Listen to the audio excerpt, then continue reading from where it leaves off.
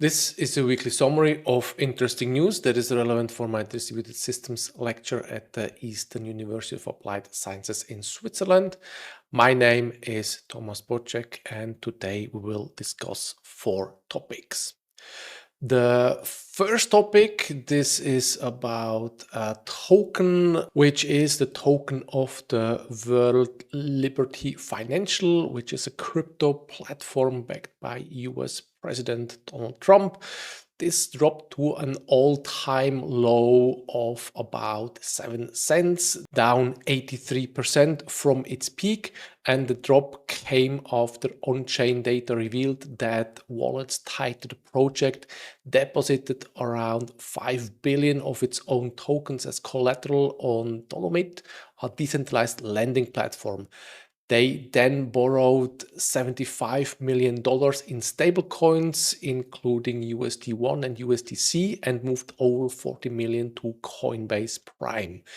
DeFi analysts flagged the risk, and multiple sources confirmed the concern is well-founded.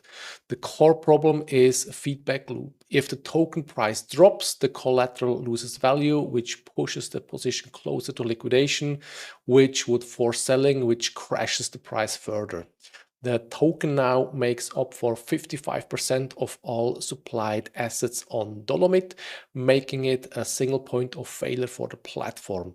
The liquidation threshold sits around 75%, leaving limited room for price movement. And the project responded by saying it is nowhere near liquidation and could simply post more tokens as collateral if needed. But critics point out that adding more of your own illiquid token does not reduce systematic risk, it increases it. And the project also announced a governance proposal to replace immediate token access for early buyers with a phased vesting schedule subject to a community vote. The proposal came after some holders threatened legal action over the prolonged lockups. Under the proposal, early supporters would face a 2-year cliff followed by a 2-year linear vest, meaning early buyers will have to wait a total of 5.5 years before their tokens are fully unlocked.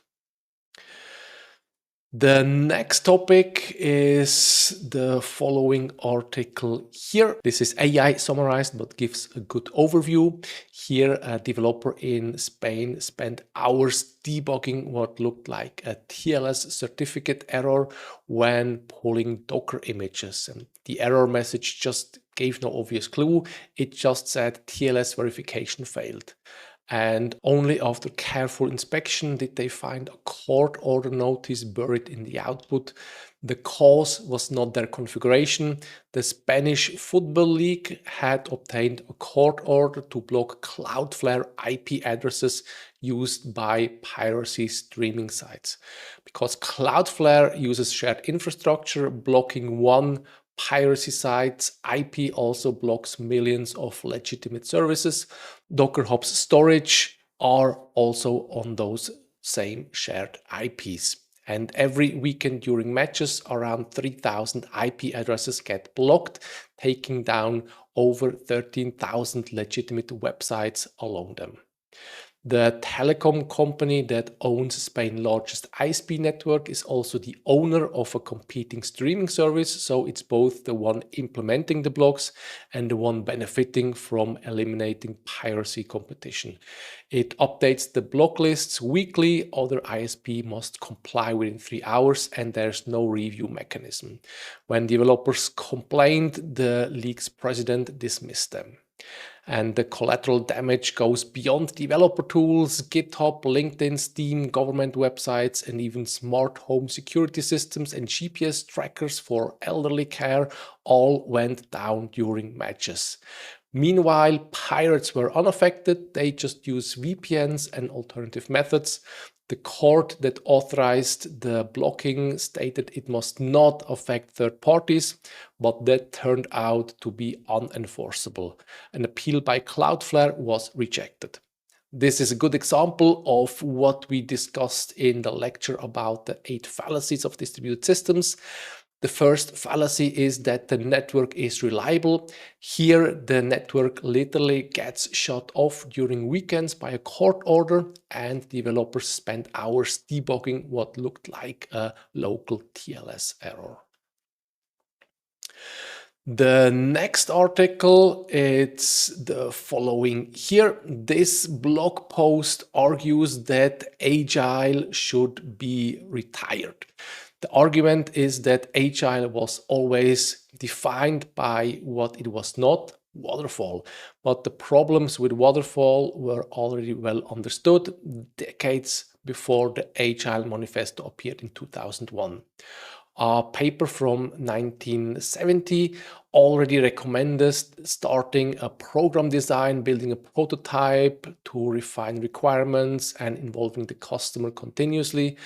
A paper from 1976 actually coined the term waterfall, reached a similar conclusion through empirical study. Iterative development was not an Agile invention. And the post also points out that the Agile Manifesto itself is vague. It offered broad statements like customer collaboration over contract negotiation, but gave little guidance. And whenever real-world Agile practices were criticized, the response was always that it was not true Agile. Yet the manifesto did not define what true Agile actually was. The post then connects to a current trend, spec-driven development. With the rise of LLMs for code generation, developers are writing detailed specification because LLMs do not handle ambiguity well. The Agile mantra was working software over comprehensive documentation, and the new reality is closer to comprehensive documentation creates working software, which is interestingly what this paper from the 70s said all along. The last topic is about IPv6. It's the following article here. According to Google, IPv6 carried half of global internet traffic for a single day. Google tracks the percentage of users accessing its services over IPv6, and since it runs two of the most visited websites in the world, it has a decent view of overall internet traffic, and a year earlier that number was around 46%. However, other sources do not confirm the milestone. Cloudflare reports IPv6 at around 40% of HTTP requests, and APNIC Labs found about 43% of visible networks are IPv6 capable. So this is no proof that IPv6 is dominant yet. IPv6 was designed to replace IP version 4 because its 4 billion addresses were not enough for the growing number of connected devices.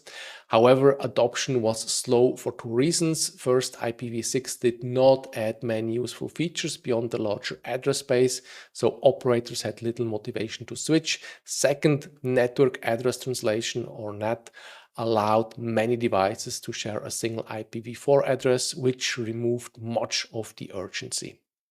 And some countries are faster. Nations like India did not get large IPv4 allocations in the early days of the internet, so they had no choice but to adopt IPv6.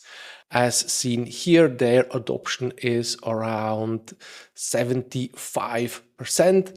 And Switzerland, we can go here to the European section, and we have Switzerland with a lousy 41%.